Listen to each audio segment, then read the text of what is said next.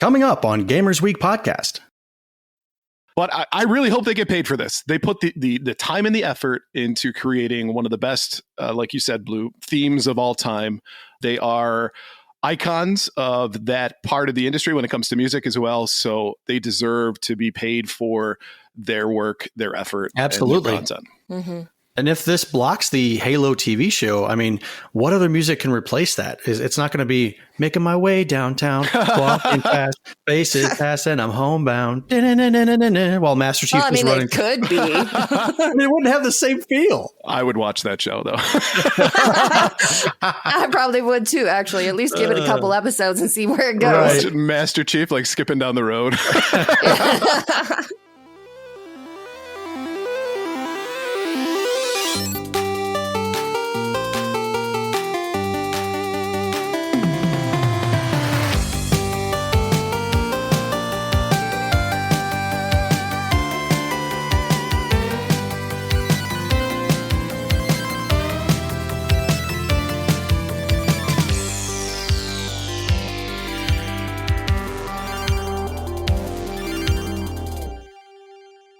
I'm ready when you guys are. Yeah, whenever. Okay. Let's do this. I'm glad it's not me hosting tonight. Blue, we're going to have you host. No. And then you'll think about it next time. It's not my turn.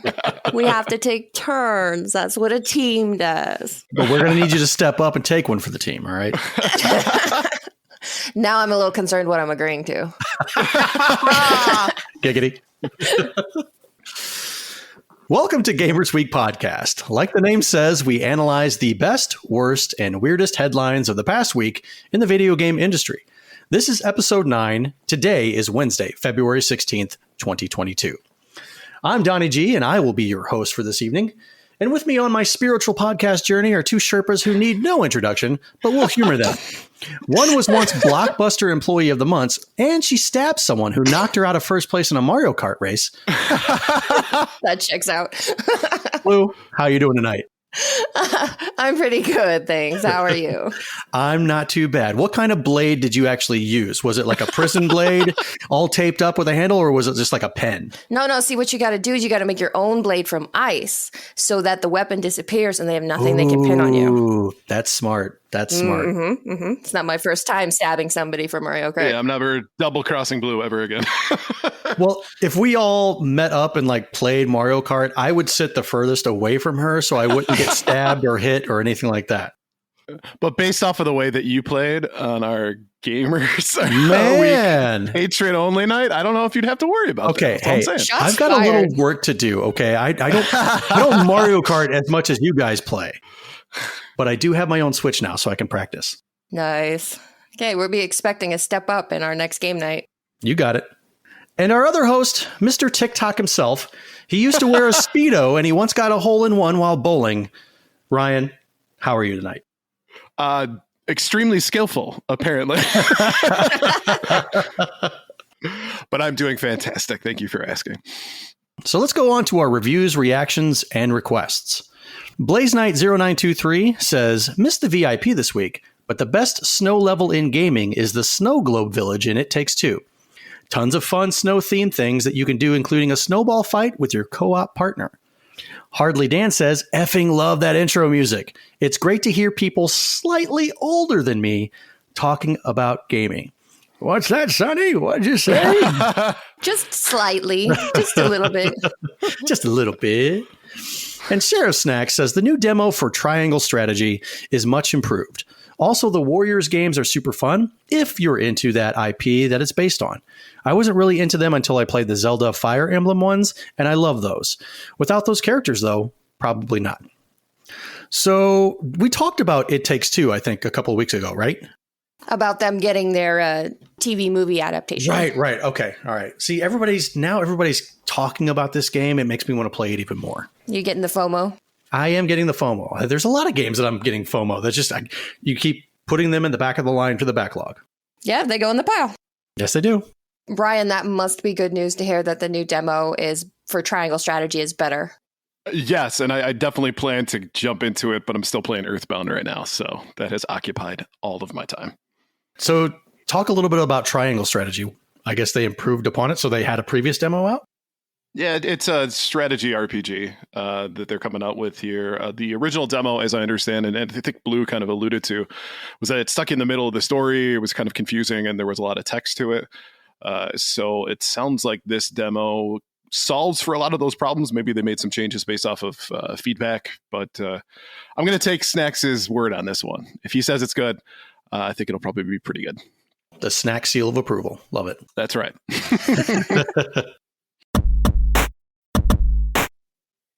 And now it's time for the very important poll. Whoa. Exactly. I'm interested to see how that's going to sound when it's rebirthed. So every Monday on Twitter, we post our VIP, aka the very important poll. If you'd like to participate, follow us on Twitter at GamersWeekPC. Now, the question for this week was, in honor of Valentine's Day this past Monday, which is your favorite video game couple? So our choices were Master Chief and Cortana, which got 9% of the vote. Nathan Drake and Alina Fisher, which got 24% of the vote.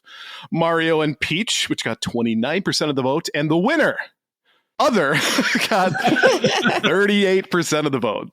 So let's look at some of the answers from the Other category. Eros Elric said Juliet and Nick, the head from Lollipop Chainsaw.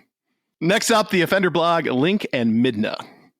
Gasman12683 says Doom Guy and Super Shotgun. The Dads After Dark show said Max and Chloe from Life is Strange. And Geek With That said it's definitely not Mario and Peach. Bowser and Peach are definitely an item. And Mario hasn't gotten the hit for 40 years. I think that's appropriate. Yes. Well done, Geek. All right. So, Blue, we're going to start with you. What did you pick? Titus and Yuna from Final Fantasy X are my choice for best couple. And before the actually police get on me, I know that it is technically, his name is pronounced Titus, and I don't care because that sounds stupid. Titus? Yeah, exactly. I don't think I've ever heard that. That's because I think enough people think it's a stupid way to pronounce the name. But if you ask Square Enix, that's what they say. Whatever, I reject your reality and substitute my own. Titus and Yuna from Final Fantasy X are my choice for best couple. Excellent. Donnie, what about you? I went with a tried and true couple, Mr. and Mrs. Pac-Man. They've been chasing each other for God knows how long, for well over 40 years. And they even have a little junior Pac-Man. So that was my choice. The actual police are going to tell you that it's Ms. Pac-Man. Oh, God. Wasn't it only Ms. Pac-Man in her own game? Like, they broke up for a while and she was on her own? Now, Ms. is not Miss, because Ms. can mean that you're married.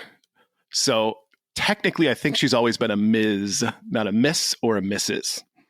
Because it was empowering at the time to be a Ms. To be a Ms. Okay. I'm not going to get into the semantics of that. Fair Just enough. accept my answer and move on. Ryan, what was your choice? I chose Setzer and Setzer from Final Fantasy VI. The man loves himself. He is a professional gambler. He owns his own airship, which he runs a casino on as well. That's right. And the man's just out there living his best life. He don't need no woman in his life or man, depending on his persuasion. He don't need that. He's just doing his thing. So Just loves himself. All right. That's inspiring, I guess.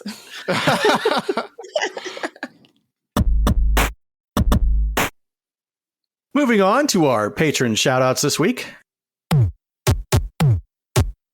You wouldn't think a brand new podcast would already have patrons, and frankly, no one is more surprised than we are. Here are the generous folks supporting Gamers Week on Patreon.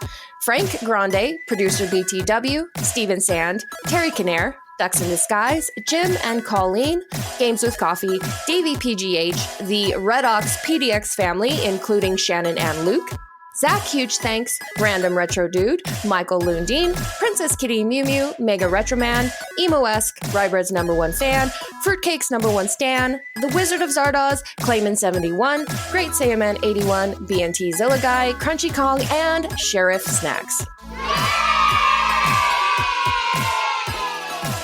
If you like what you hear today, and we really hope you do, please consider joining us on Patreon. Your support helps cover the cost of producing the show, as well as other cool stuff we'll be doing like prizes and giveaways. You'll also gain access to our weekly patron-only bonus cast called Gamers Week Uncut, Patrons with Benefits. Visit patreon.com/gamersweek or follow the link in the show notes to learn more.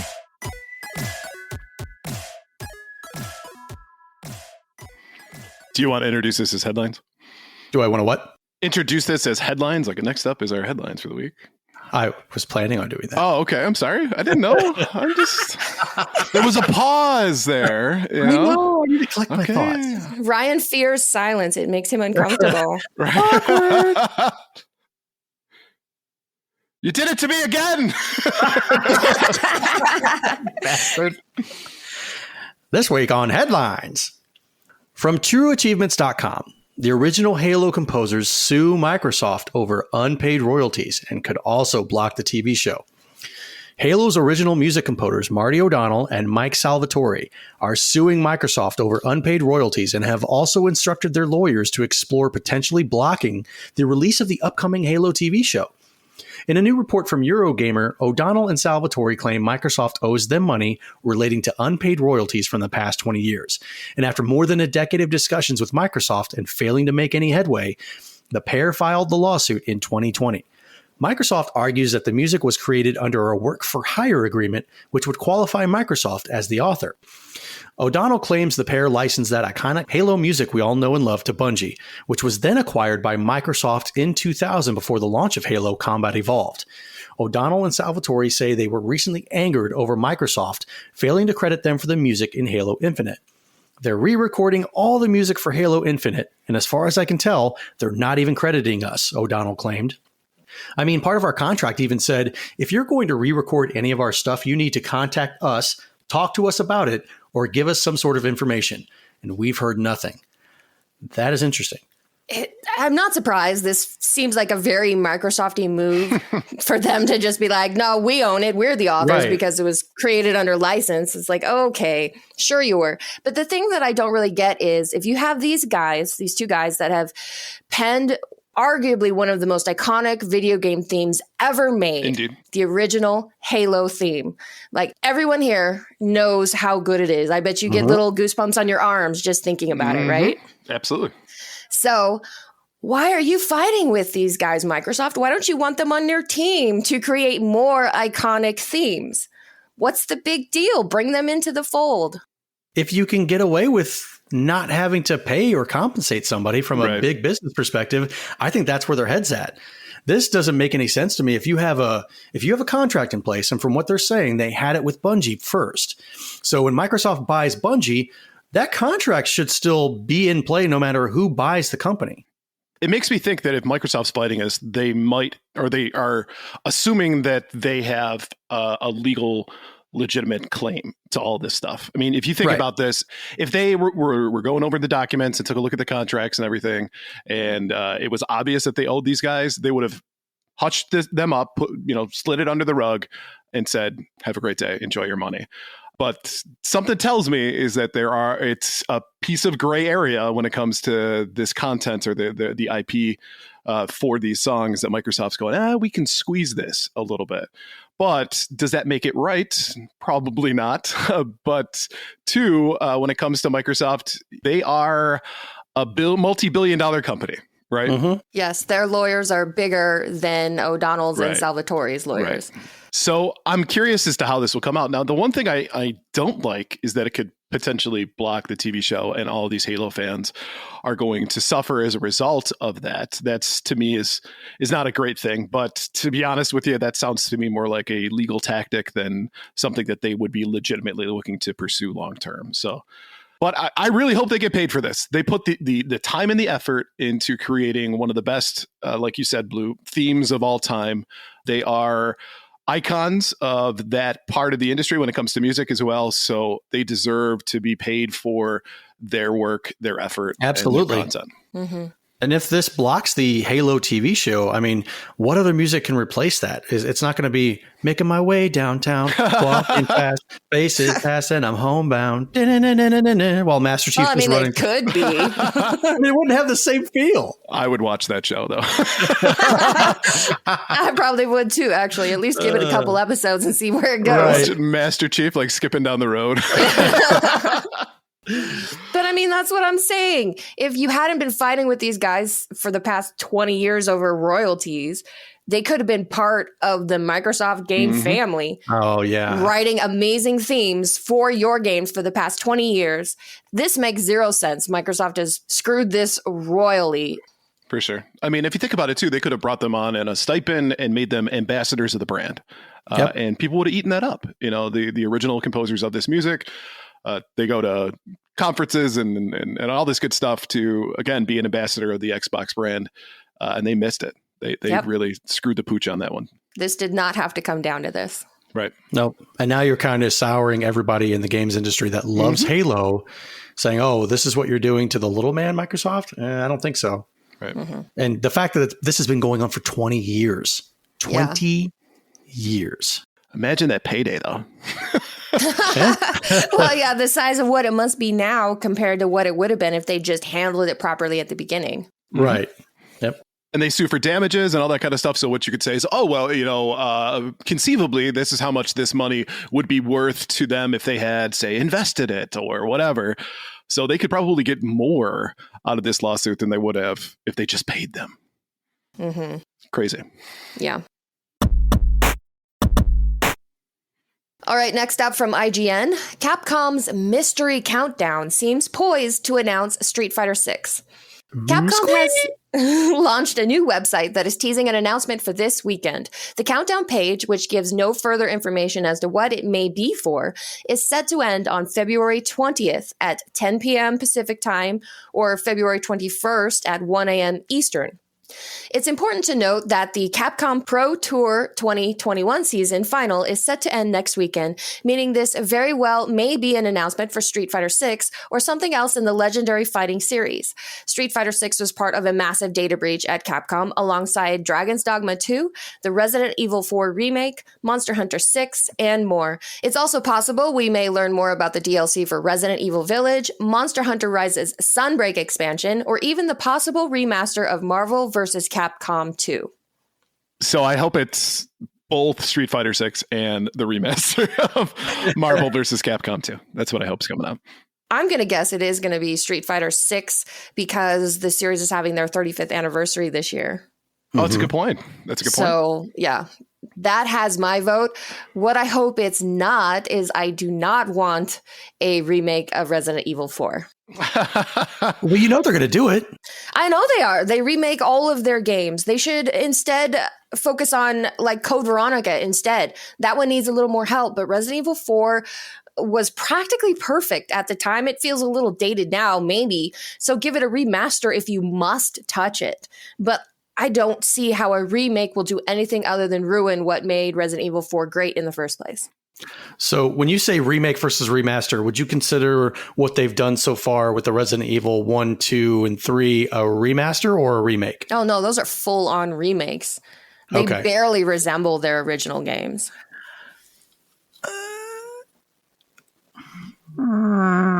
I hear disagreement noises. Right, I hear dissension in the ranks. Explain yourself. Well, I played through Resident Evil 2, the remake or the remaster that came out last 2 years ago, I think. Now, is that 2 years? Good Lord. I played through that and it was pretty damn fun. I do have memories of the original Resident Evil 2. Yes, they did change up some things, but to me, it played... It wasn't the same feel, obviously, because we have different technology, more advanced technology now than what we did back then in 98, 96. But to me, it felt like a remaster and not so much as a remake to where they changed it completely. Was there Jill sandwiches in it? Jill sandwiches. I did not see any Jill sandwiches in the remake. No. Maybe that's Resident Evil 1 I'm thinking of. But the guy goes, you almost became a Jill sandwich. That is Resident Evil 1. Yep. Yep, that is one. Okay. Yeah. Just the fact that they didn't stick with the original tank controls. That's a good point. Yeah. That in my book is a remake. It fundamentally changes the gameplay. Mm-hmm. Okay, you got a point.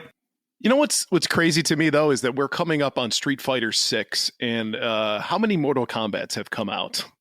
11. Ton. So for every one Street Fighter, there's almost 2 Mortal Kombats. That's a series that people love and adore, but man, there are so many more opportunities. I don't know. Unless you count every iteration of Street Fighter 2 as its own game. Fair. That's right. Fair. Especially, man, even the one we're giving away, Street Fighter, the movie. The movie. Right, yeah. That's Street fair. Fighter has a long history of dragging its feet when it comes to releasing sequels. Absolutely. Yeah. Absolutely. And they could have totally made Super Street Fighter 2 into Street Fighter 3. Oh, yeah. You've got 4 or 5 new characters, DJ, Cammy, Fei Long, and Thunderhawk. So that itself could have been a new game, like a new Street Fighter 3, as opposed to the Street Fighter 3 that came out in, I think, 96. It's just the DLC, man. Exactly, yeah. You're not changing anything except for 4 characters. But I would like to see Street Fighter 6, also Marvel versus Capcom 2. But my take is that it might be the announcement of Resident Evil 4. Boo. Watch it be Street Fighter NFTs.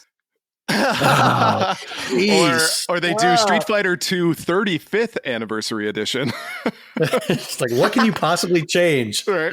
No. It'll be to celebrate this classic franchise, and in the interest of games preservation, we're going to announce the Street Fighter NFTs on sale now for $26,000 each, and everybody will go and run in and buy them. That actually hurt my ears. Man, that's exactly what I sound like. I mean, it worked for Konami. Why would it not work for Capcom? Disgusting.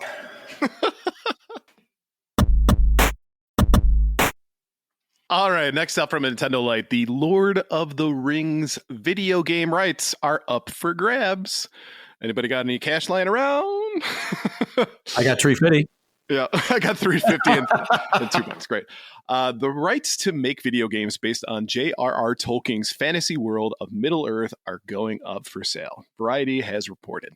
The Saul Zaentz company has decided to sell its Tolkien holdings, which are expected to fetch around $2 billion at auction. Just a little above my budget, just a tad. Just a tad? Not much when you consider what things are going for these days. Yeah, right. Buy out a video game company for $67 billion. Founded by the late Saul Zaentz, who passed away in 2017, the company owns the rights to exploit the Lord of the Rings and The Hobbit, Tolkien's most famous books, in film, video games, merchandising, live events, and theme parks. Zaentz Co. also has limited matching rights should the Tolkien estate decide to turn. Interesting. The Silmarillion and the Unfinished Tales of the Numenor and Middle-earth, 2 books published after Tolkien's death in 1973 into media properties. That makes me excited. All right. Amazon, which is highly expected to be one of the bidders for the rights, exploited a loophole to create its forthcoming Ring of Power TV series. Back in 1976, Zaentz didn't secure the rights for a TV longer than 8 episodes. So Amazon was able to deal with the Tolkien estate directly in 2017. Middle-earth has been represented in video games for many times over the past few decades. A game based on the character Gollum is currently in development and is confirmed coming to Switch. As a massive Tolkien fan, not just Lord of the Rings, not just The Hobbit, but like his entire series of books and stuff, I would love to see this put into the right hands of a company that could really, yeah, that's the caveat. That's the key right there. The right hands that could bring some of the lesser known parts of the Tolkien universe, if you will, to light. So the one thing I don't see happening, though, is getting like super into the lore, like myself or Baggins or Redux. We are all big Tolkien nerds, getting into like the old stuff, like the years of the trees and some of the stuff in the Silmarillion. I get that that's probably not, that's a snooze fest for most people. But just expanding upon some of the small intricacies of maybe characters within either Lord of the Rings or The Hobbit that have some influence in those older works as well, that can kind of come forward to the future so that people can learn more about Lord of the Rings. I think that the vast majority of people who really enjoyed the movies or maybe read the books didn't go much further than that, didn't go much further than the Lord of the Rings or the Hobbit. Right. When there's so much more in the lore of it that makes it such an amazing universe to wrap yourself up in. So there's a lot to work with, and that's an exciting proposition, again, put in the right hands. Now, I've read The Hobbit back in middle school, high school. I've read The Fellowship of the Ring. Every single time I've attempted to read, what is it, The Two Towers? Yep, that's the second one. I get to like maybe the third chapter and it's just done. I've never been a fan of Tolkien's writing style because he seems to be detailing everything, every little minute thing. And you it have just to be in the right mood for Tolkien. I agree. Yeah. The best way that I see this going is if you use all the material from Tolkien's works as a setting for a new story. Sure. The bulk of the interesting stories were already told in the Lord of the Rings trilogy. You saw what happened when filmmakers got hold of The Hobbit, and there wasn't enough there, and you saw what they did to it. Turned it into 3 movies. Wow. Didn't need to be 3 movies at all. Definitely did not. Right. So I think the best case scenario would be let's set a RPG or an MMO in Middle Earth and use these kind of little tidbits of lore to create depth in the world, but allow the characters to go out and make their own stories so that the whole plot of the game is not reliant on the pacing of Tolkien's storytelling. That's a fair point. For example, what you could do is you could make yourself part of a group that takes on the Witch King in the Kingdom of Magmar. Like, do that, make it so that you're almost in a way like an MMO RPG, right? Where you got all these heroes and you're doing quests alongside with it. I think that could be a great way to utilize the world, but not necessarily to your point of having to stick to whatever Tolkien wrote down. I agree. And like Blue said, don't just have it rely on what we've already seen, what we've already read and whatnot. That story's been told. From my opinion, it's been told perfectly with the books that we've had, the movies that we've seen. Do something different that compounds on that and don't try to recreate anything that's already been done. Completely agree. Now, just to sell it to the right person. Right. To exploit it. That's right. Exploit it. Good luck with that. So if anybody is interested in donating $2 billion to me, I will be definitely the right person when it comes to treating us the right way. Just throwing that out there. I would love to see your vision.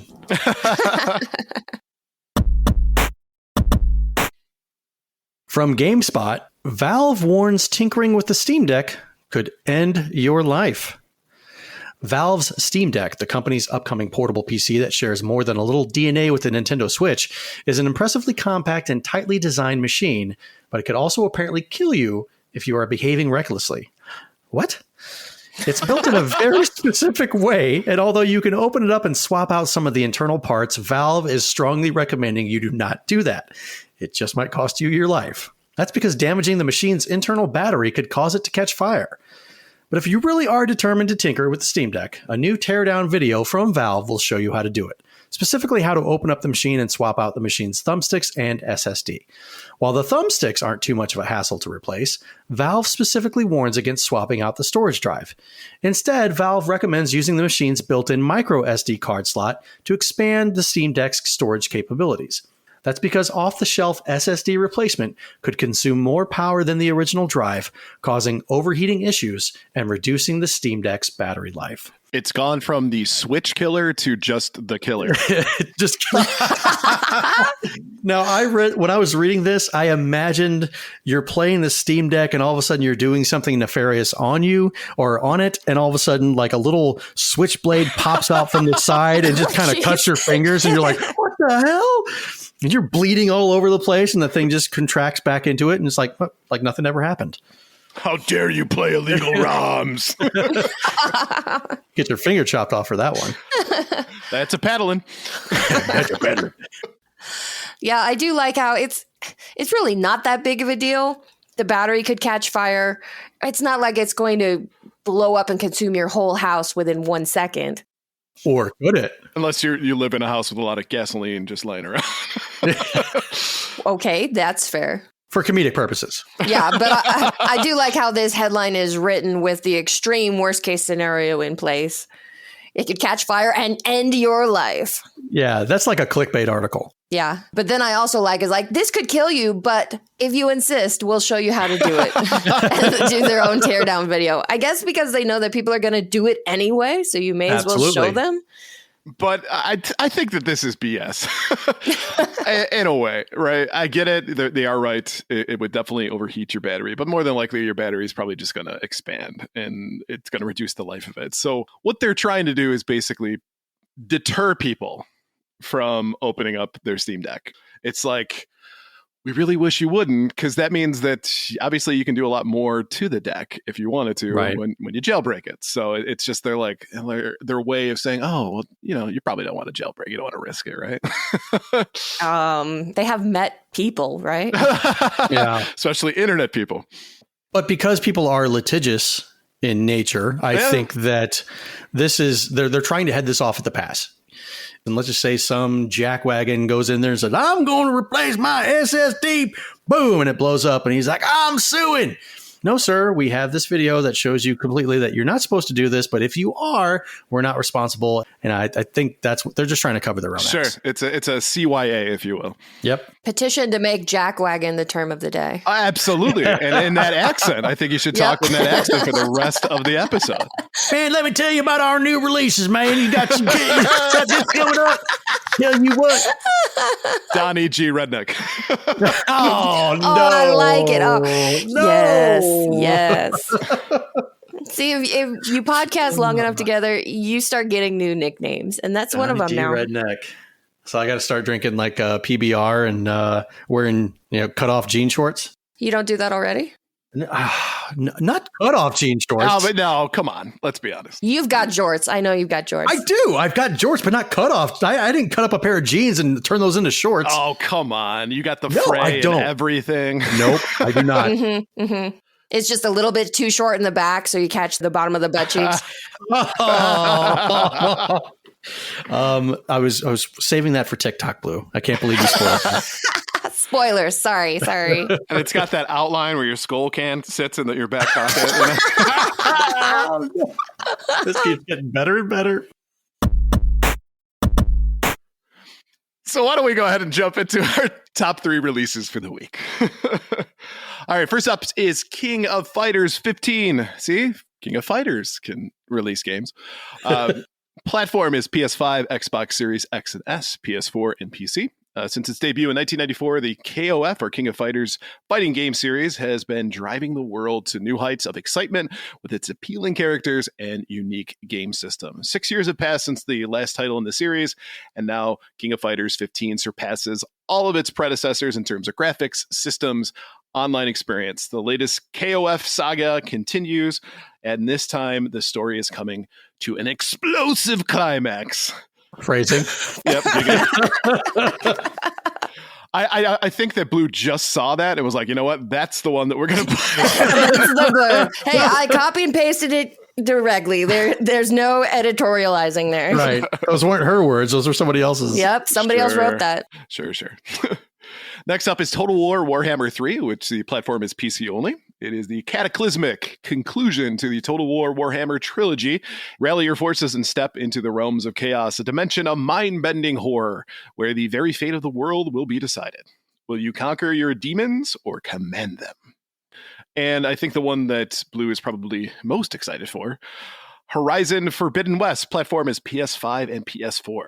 The land is dying. Vicious storms and unstoppable blight ravage the scattered remnants of humanity, while fearsome new machines prowl their borders. Life on Earth is hurtling towards another extinction, and no one knows why.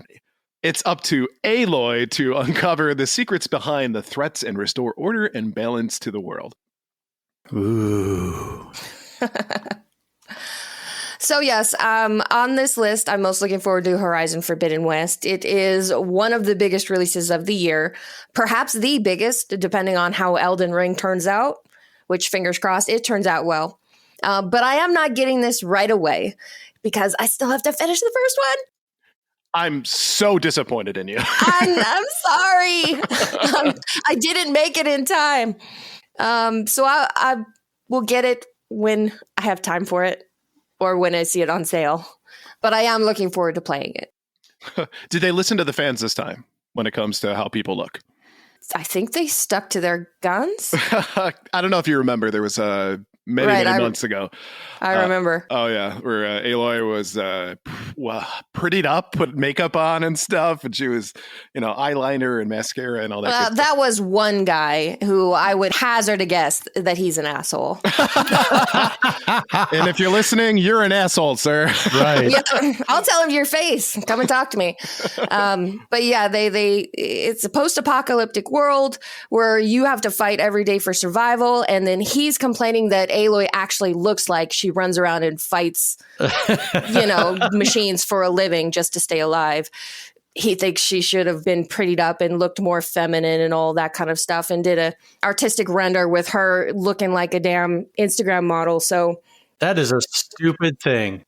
Fortunately, I think the vast majority of Horizon fans saw it for the idiocy that it was, and it looks like there weren't any changes made to Aloy's design.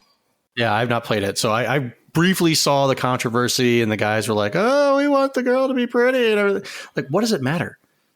As long as the game is it's a great game and it brings you in. What difference does it make? Yeah, I don't know. If you're in the market for a new video game waifu, you probably should not be looking at Aloy to begin with. But I guess whatever floats your boat. So, Ryan, is Horizon Forbidden West the game that you're most excited about on this list? I don't know. I think King of Fighters 15 is probably more my speed, or at least the one I would get before Horizon Forbidden West. Same here. Yeah, I've always had an affinity for the King of Fighters series. And plus, it wouldn't take me a whole lot to get into it and not have to spend hours at a time. Because honestly, I think what we were talking about before, it's just there's never enough, never enough time. So if I'm going to invest in a game like that, obviously I'd like to hear others' opinions first on it before I deep dive into it, if you will. That's funny. I pegged you as a Warhammer guy. Do I look like a Warhammer guy? Well, you play turn-based StarCraft. strategy game? Yeah. Right. I've never played a Warhammer game. And the fact that it's coming to an end means that I would have to go back and play the first two. So that's it. It's too far gone. It's too late. Far gone, right? It's like, you've never seen a Halloween movie, and your first movie you got to go see is like Halloween H2O. Oh, don't. No. I think of the same way. I'm more excited for King of Fighters 15, even though in my personal opinion, and I hope this does not get me crucified, I always felt like King of Fighters was like a ripoff of Street Fighter, simply because it has the same move set and everything like that. Why would you say something so controversial and yet so brave? Because that's me. That's who I am. That's what you get. I remember seeing, go to Blockbuster on a Friday or Saturday night, and Street Fighter was pretty much almost always rented out. But then they would have the King of Fighters. I think they did a King of Fighters. It was either King of Fighters or Art of Fighting or something like that. Several different fighter games for the Super Nintendo, like Ranma Half and whatnot, that they were there available. And I picked them up, and I'm like, oh, this is exactly like Street Fighter. So same moveset, different storyline, different levels, environments and stuff like that, but the same premise. So you get the Street Fighter 2, and then all of these other, what seemed to me at the time, these clones start coming out. That just is like, why do I want to spend my money on this when I already have Street Fighter to play? It's a bold strategy, Cotton. Let's see how it works out. Right. My experience with King of Fighters was on the Neo Geo, like MVS multi arcade systems. Mm-hmm. And man, there was a few of those around growing up. And I love the fact that obviously you could choose a bunch of different games if you wanted to play them. And King of Fighters was always the one. It was like King of Fighters, Metal Slug, and I'm forgetting the third one. But those two for sure were the ones that you always played on the Neo Geo arcades. And so yeah. I've always loved them. And I think you're right. It's kind of the same experience with me when it comes to Virtua Fighter. It's a game I enjoy, a game I played in the arcade, but it's not the go-to fighting game for me if I sit down at home and are looking to engage in a fighting game with something. So, I think people tend to gravitate more towards either Street Fighter or Mortal Kombat because those are or Tekken, because those are the staples of the fighting community, and everything else is just kind of like second place. And you're not wrong. But if somebody out there is a huge King of Fighters fan, they just turned off the podcast. You can find Donnie on Twitter at Donnie G Retro. That was Donnie G Redneck. Look for that guy. Or his alt account at Donnie G Redneck. Please make an alt account. I already have one. Make the Redneck alt account. You can never have too many alt accounts. Right. She's not wrong. And now it's time for us to thank our sponsor. Gamers Week podcast is proudly sponsored by the Retro Game Club podcast. It's a fantastic, family-friendly retro gaming podcast. In each episode, Rob and Hugh pick 2 games to play and discuss, as well as news, interviews, and other topics. They're currently working through Jackass the Game and Ape Escape. Visit retrogameclub.net to check them out or follow the link in the show notes. And I saw some video of Jackass the Game, and that looks so awful. Yeah. God bless you guys for putting yourselves through that. We appreciate you. Does not look great. Can we have the little guitar thing that...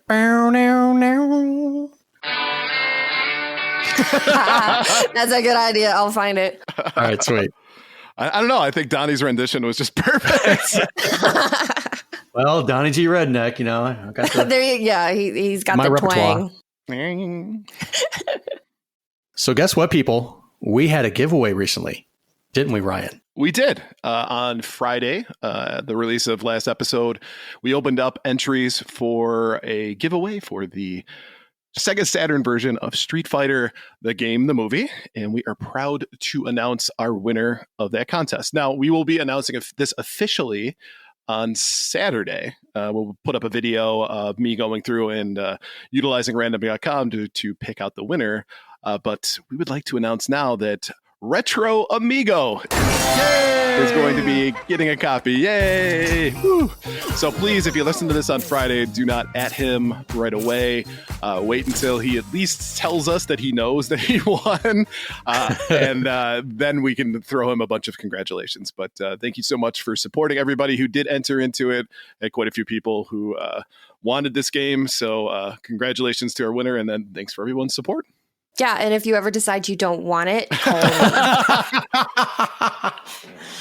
Blue, do you have a Saturn? I don't, but that doesn't mean I don't want this hilarious game.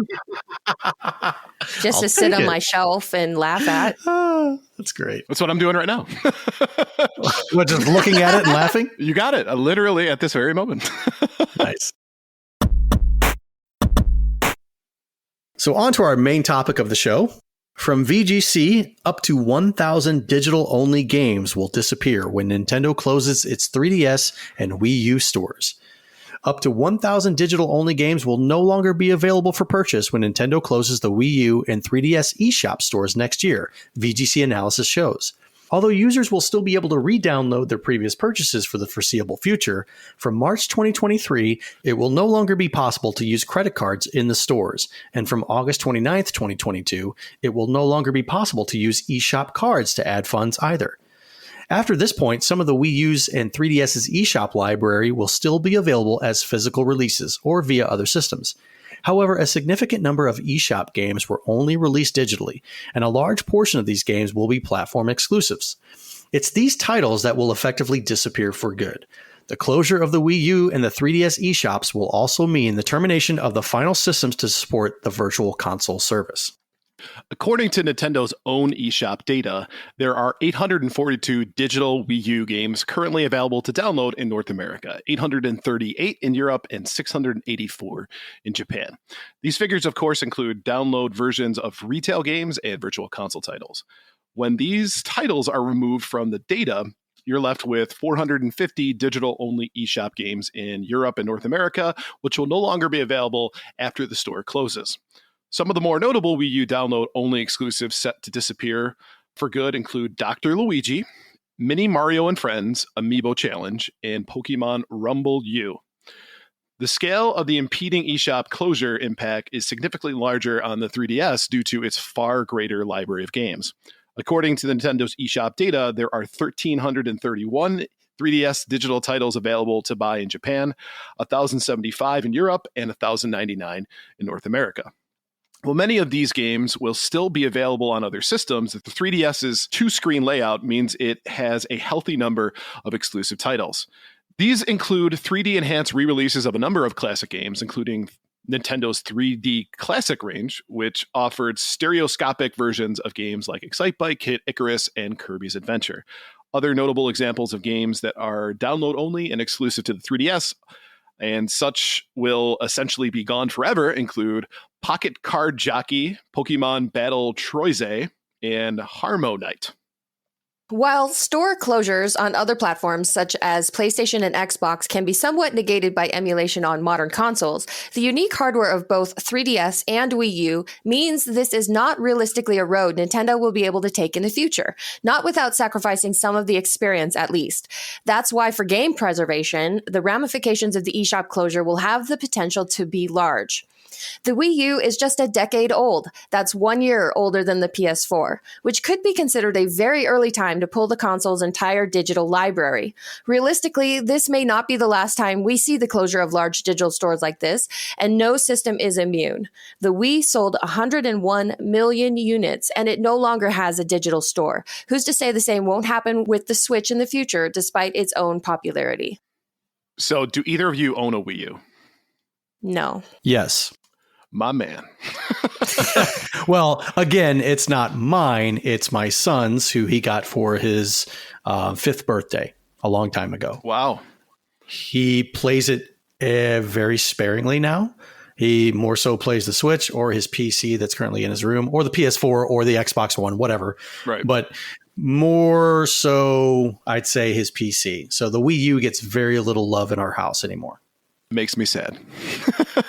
It's not a bad console. I actually loved playing the Wii U, and I think it was the just like the Wii was the precursor to the Wii U, which is now the precursor to the Switch. Mm-hmm. I think that cutting away the eShop, or at least the digital only games that were made for that system, why wouldn't you make those available on the Switch eShop for people to download and play? Well, and I think one of the things that you're looking at is that because the Wii U utilized that tablet plus the TV, some of those games will not be something that you could bring over to there unless you did some weird like 2-screen thing. So that's one of it. That's part of it. The other part of it is that the Wii U sold like 13 million units worldwide. That is, if you're talking about when the Atari came out, those would have been gangbuster numbers. But nowadays, that is a commercial flop. Failure? Absolute failure as far as things go. So if you're looking at it from that point of view, you're probably not affecting a lot of people in regards to this. I doubt there's a lot of people who are still like enamored with the Wii U. The Switch has realistically taken over the Wii U's most of its library anyway. All the good games on Wii U seem to have gotten ported onto the Switch, which is fine. But in the long run, you're probably not going to piss off too many people by doing this. Now, the 3DS, however, I was just about to say. I was going to say that's a different story. Yes, it sold around 76 million units as of late last year. That was the sales number, 76 million. And not to mention that you could play DS games on it, if I remember right, as well. So there was a whole slew of stuff that you could play on it. Now, strictly 3DS games, to the same degree with the Wii U, because it used the 2-screen layout, it makes it difficult to port. Right, exactly. My favorite 3DS games are the Etrian Odyssey series. You have to have both the screens. The top screen is where you essentially watch the game and interact with the game. And the bottom screen, you need it for your menus, but mainly you need it to draw your own maps for the dungeons that you explore. Right. If you don't draw your own maps, it's not Etrian Odyssey. Those games are available physically, so that's nice. But I hate seeing that this is a mechanic that I really enjoyed, and there's nowhere else to play it. Now, and also one of the other things I'm thinking of too is that with these was like 450 digital only for the Wii U, and less or more so with the 3DS. Some of these are what I would consider to be like shovelware stuff, right? Right. And look at the Switch. Oh my God, there's so many games that I wouldn't even think would be a good mobile game that are available for purchase on the Switch. So there's definitely some we'll say some fat to this one that can be trimmed and not be too upset. But again, it's games preservation. That's one of the things that really sucked about the PC era back in the 80s, is that there were so many games that were produced that that you can never access again. That they didn't do a great job of holding on to the data and information. And especially if you're going to talk about the early PC games in the 70s and stuff, where they were put on mainframes at universities, a lot of times the administrators of those would just wipe out the data because it was taking up space. So lost to time, that sucks as far as things go. So if you want game preservation, I guarantee you there are going to be people who will purchase every single available game to their 3DS or to their Switch console, get a bunch of SD cards and go crazy. Or at least there's somebody out there that will buy one of those games, right? That's a lot of money. Right. So you're going to I'll buy 20 and you buy 20, whatever it is. But one of the things that I find interesting about this is that it also is probably going to be a thing for Wii U collectors and 3DS collectors, is that my game system has this game on it that is rare and that you can't get anywhere else. So I'll be able to use that as a means to get more money for my console.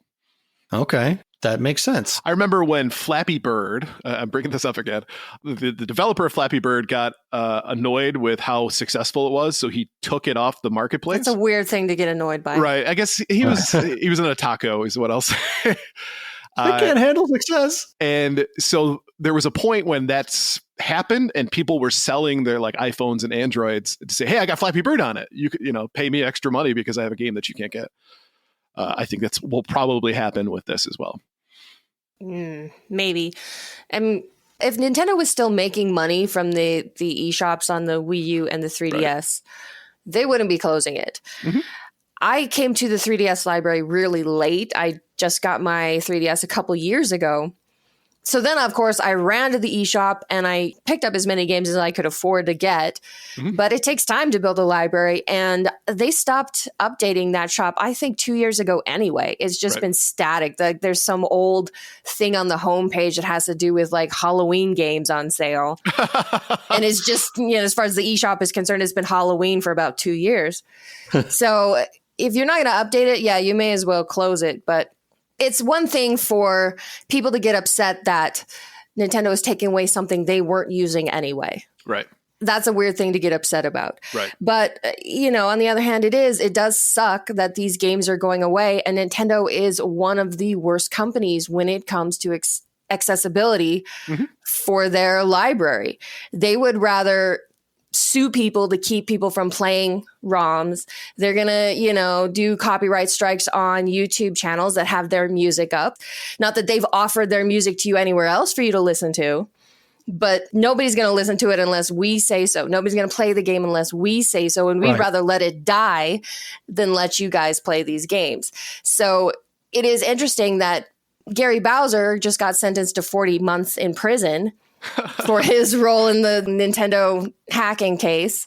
But Nintendo, by their own actions, kind of drives people to want to be pirates with their stuff. Oh, yeah. It's just it's a very strange way that they do business. I see the meme right here where the German officer, he comes to this sudden realization that, are we the baddies? And that's Nintendo. Are we the bad guys? Yeah. Yeah, exactly. Yeah, and I'm getting into the 3DS game really late because I just picked up my first 3DS a couple of weeks ago. Now, granted, I have a few games that I bought along with it, but I have not attempted to access the eShop or anything like that. So I couldn't tell you if I'm still able to purchase something on there or not, or what's all available. But I'm somebody who is not going to be able to experience the full effect of the 3DS eShop. Unless you do what I did. I got a second 3DS that was hacked to pieces. So that's what Nintendo drives people to do. Yeah. When you touched on something a little while ago about the ROMs. not only were the PC games of the 70s and 80s lost to whatever circumstances, but you also have major video game titles that were out for the NES from companies that were also lost. They no longer have the source code for these games that we've known and grown to love. So they can't come out with a remastered, revamped version on, like, let's just say, the Switch Online or what have you. Now, could they take effectively the ROMs that we see on the internet and just take that and say, okay, here, this game is included now with your Nintendo NES online subscription or your Super Nintendo online subscription or what have you? Yes, they could. But why would you want to go ahead and pay them for that for something you can go and get for free? And like I said, I think that there are probably people out there that are going to download it and upload the ROMs and try to either make money out of it or be a hero and make them available for free. But to your point, the only thing that I think that would hold you back is just the interface. So do they make ever drives for the Wii U? I mean, is that like a CD you can throw? I'm pretty sure it'll be a thing. Sure. You know, when Sony last year said, we're going to close the PlayStation 3 online store. And the internet exploded. Oh, that was an uproar. Yeah, and basically gamers were able to bully Sony into changing their mind and saying they were going to leave it open indefinitely. I don't think that's going to work with Nintendo. Especially not the Wii U. They look at the Wii U like it's the redheaded stepchild. Sorry, Blue. And I took that personally. They just want to make. I genuinely believe that based off of just how they've acted, where they ported every good game for the Wii U over to the Switch, they just want it to go away. It's the, if you will, Star Wars holiday special of Nintendo, or the Virtual Boy, or the Virtual Boy. Yeah. Or this Zelda CDI. Right. So there's a few examples. Yeah. But they just don't want it around anymore. They want to forget that it ever existed because the two consoles that sit beside it, as far as the generations are concerned, were massively successful compared to the Wii U. Yeah. Agreed. I mean, it's a real shame. I admit I've never bought a Wii U, and it's been a couple years since I've bought anything from the 3DS eShop. But it's still a shame to see these games go away. What I don't like right now is that getting a Wii U nowadays is super expensive anyway. The price on a Wii U has shot up drastically. And looking at a loose Wii U nowadays, they are a lot more expensive than I was expecting, like almost $200. Wow. Is that bad for a system, though? Whenever the Wii U, I think, came out, what was it, $299? No, but for the Wii U, for a while, they were going for $70-$80 tops. Okay. Well, yeah, they just missed the boat on that one. Yeah, but then everything in the retro gaming community now is just super expensive. Yeah, I kind of feel like I need to go scoop up 3DS games physically before that library, goes insane. Should have gone to Toys R Us when it was liquidating. I wish I would have had the foresight to do that. Yeah, but you and every other retro collector would have been there. You've been in fistfights with guys going through bargain bins. It's okay. He just got to play his hype song before he goes in, and he's good to go. Right. Punch. Take. This is mine. So why are you in jail? I beat somebody up over a 3DS copy of Barbie. Nice. My man. All right, everybody, take off your headphones and close your Trapper Keepers. It's time for Gaming History 101 with Professor Ryebread.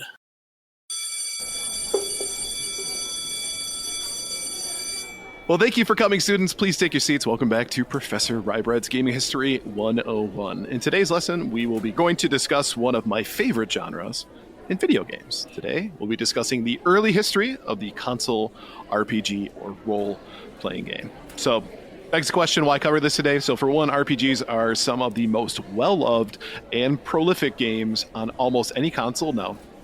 Caveat to being that had the storage space to run them since the inception of video games. And we might cover some games here today that you've never heard of before that may pique your interest. So RPGs, so hot right now.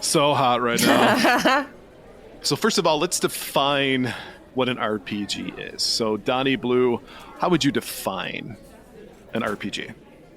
Role-playing game. That's it. Are we going to get into the Zelda argument again? We are not going to get into the Zelda argument, I promise. Okay, good. To me, role-playing game means you start off with a character very low level and you work on increasing their attributes, their stats, to where they become more powerful in whatever class that you've chosen them to be. I think that's a pretty decent definition. Blue, what about you? Something EXP. It's not an RPG if it doesn't have EXP. That's why Zelda's not an RPG. She's not wrong. Somebody I know has said that once or twice. No, who would say that? No. All right.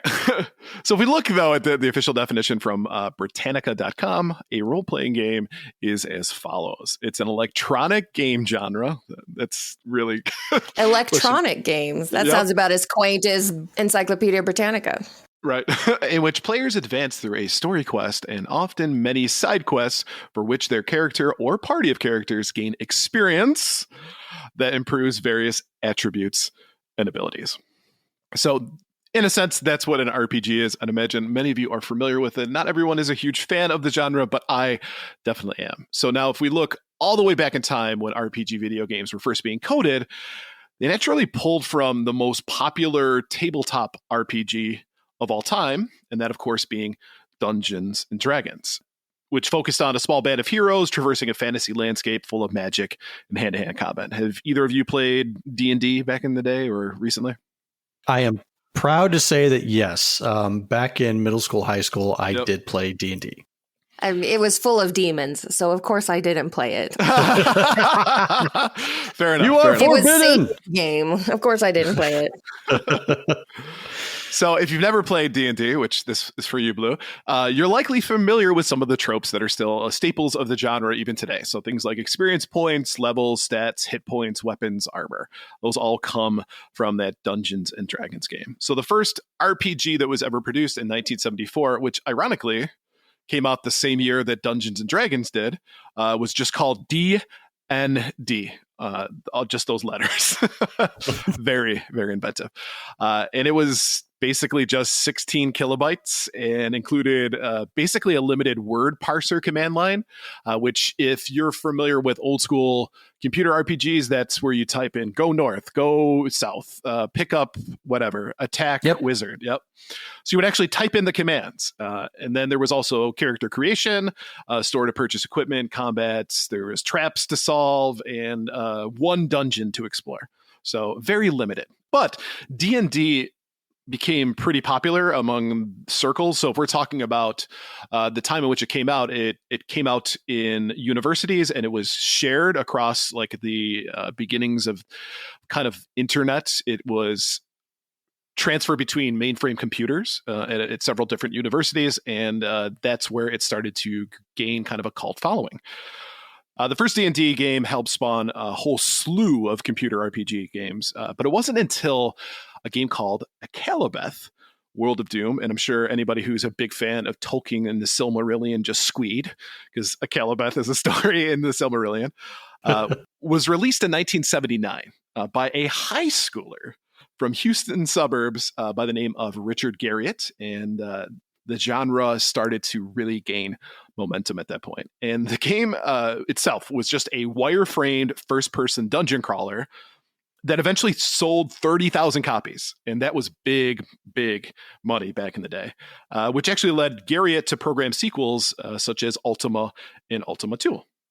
Which were vast improvements over the original Akalabeth. And Garriott is actually well known for reinventing each one of these games, so they never use the same engine. So every time you play a new Ultima game, it would be more or less different than the earlier one. And in fact, he's such a stickler for that Ultima 7 used the same engine for the next Ultima game, and he named it Ultima 7 Part 2.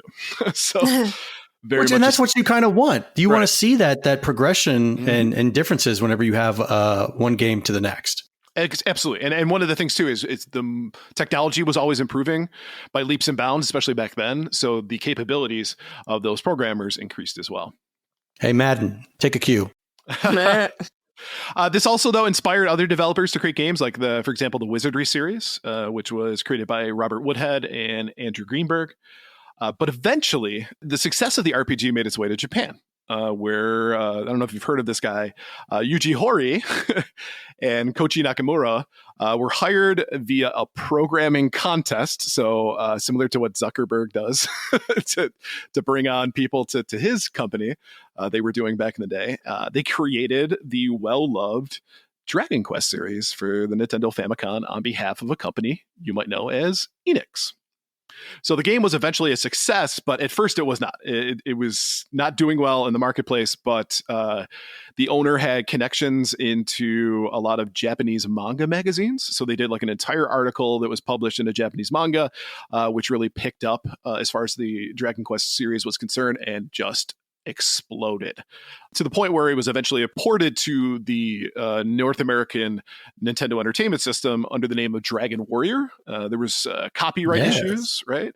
But the way they made it popular is that they made it available for free to subscribers of Nintendo Power. So that's how I got my copy. I don't know, as far as you guys were concerned, did you get a chance to play this when it first came out? I was not a rich kid. I did not have a Nintendo Power subscription. Me neither. The rich kid thing again. Wow. Yeah. Well, you get it. I mean, I envied anybody who had Nintendo Power magazine back in the 80s, and you get a free game from it? Come on. Yeah, come on. The thing with the free game as well is that they put a much bigger manual. There was like a map to it included in the game. There was a map to Dragon Quest 2 as well that they gave out on behalf of subscribing to Nintendo Power. So it was a big deal. And this was my first ever entry into RPGs. Now, I did not like Dragon Warrior when I first got it because I didn't understand it. And I remember specifically crossing a bridge somewhere and then not realizing that every enemy that was across the bridge was much stronger than the ones I had been fighting. I can't go back. Right. And I immediately died. And I was like, F this game, I'm out. So never went back to it. But obviously that's changed.